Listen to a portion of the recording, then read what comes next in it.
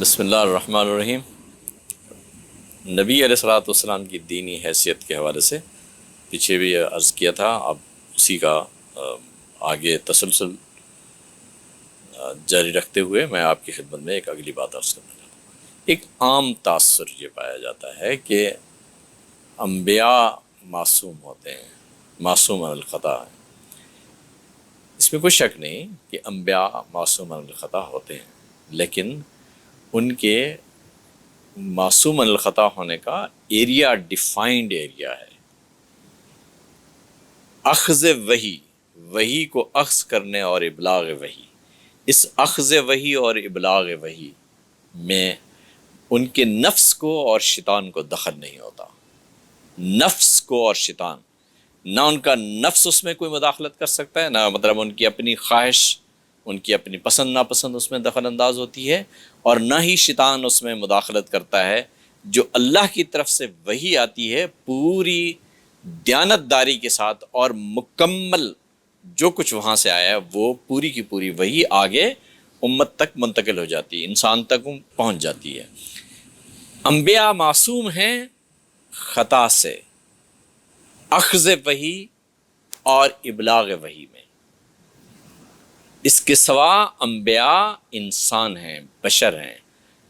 معصوم عن الخطا کا ایریا محفوظ ہے، وہاں کسی طرح کی کوئی خطا ان سے صادر نہیں ہوتی، نہ اللہ تبارک و تعالی ان سے کوئی خطا ہونے دیتا ہے، اس لیے کہ اللہ تبارک و تعالی اپنی ایک سکیم کے ساتھ ان کے آگے پیچھے فرشتوں کو رکھتا ہے کہ وہ جو بات ان تک پہنچائی جا رہی ہے، جو بات ان تک ان کے ذمہ لگائی گئی ہے، کیا اسے پوری طرح سے انہوں نے آگے پہنچا دیا ہے یا نہیں پہنچایا دیا۔ اس چیز کو فوکس کیا جاتا ہے، اس چیز کو دیکھا جاتا ہے۔ اللہ تبارک و تعالی اس کی حفاظت فرماتا ہے کہ اخذ وحی اور ابلاغ وحی میں کسی درجے میں شیطان اور ان کے اپنے نفس کو کوئی دخل نہ ہو، ورنہ اس کے سوا وہ انسان ہیں، وہ بشر ہیں، کہیں ان سے کوئی خطا صادر نہ ہو، یا خطا کے صادر ہونے یا نہ ہونے کا مسئلہ زیر بحث ہی نہیں ہے۔ وہاں جو موضوع بحث بات ہے وہ صرف یہ ہے کہ اخذ وحی اور ابلاغ وحی میں انبیاء معصوم ہوتے ہیں۔ اس کے سوا اگر کوئی شخص اس ایریے کے علاوہ کہیں معصوم عن الخطا کی بات کر رہا ہے تو وہ اپنی طرف سے ایک بات گھڑ رہا ہے، وہ ایک غلط بات کر رہا ہے۔ اس کے سوا معصوم عن الخطا ہونے نہ ہونے کا مسئلہ موضوع بحث ہی نہیں ہے۔ موضوع بحث صرف اتنی ہے کہ اللہ تبارک و تعالیٰ نے جو کچھ ان کو عطا فرمایا ہے، وہ جو کچھ ان تک پہنچا ہے اس کو لے کر وہ انسانوں تک پہنچا دیا ہے۔ تو انسان اللہ سے لینے میں اور انسانوں تک پہنچانے میں یہ پورے کا پورا یہ ایریا ایک محفوظ ترین ایریا ہے، جہاں کسی طرح کی کوئی خطا صادر ہو سکتی ہے اور نہ کوئی صادر کرائی جا سکتی ہے۔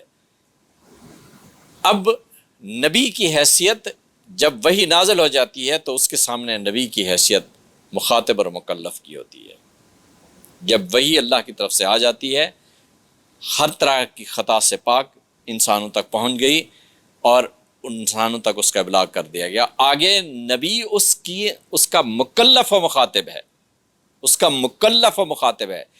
نبی کی ذات وحی خداوندی کے مقابلے میں کسی امتیازی وصف کے ساتھ نہیں کھڑی ہوئی کہ وہ مکلف و مخاطب کے دائرے سے بھی خود کو خارج کر لے، ایسا نہیں ہے۔ نبی کی ذات اس مکلف و مخاطب ہونے کے دائرے میں جس امتیازی شان کے ساتھ کھڑی ہے، وہ امتیازی شان یہ ہے کہ وہ مخاطب اول اور مکلف اول ہیں۔ ان کی اطاعت و اتباع واجب ہے۔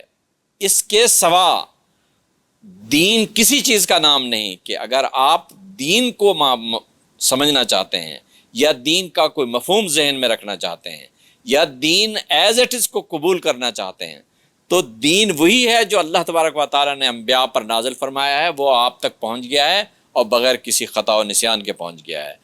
اب نبی کی وہ امتیازی شان، وہ امتیازی وصف شروع ہوتا ہے کہ وہ اس کے بلا واسطہ مکلف و مخاطب ہیں۔ میں بحیثیت امتی نبی علیہ الصلوۃ والسلام کی اطاعت و اتباع میں اس کا مکلف و مخاطب ٹھہروں گا۔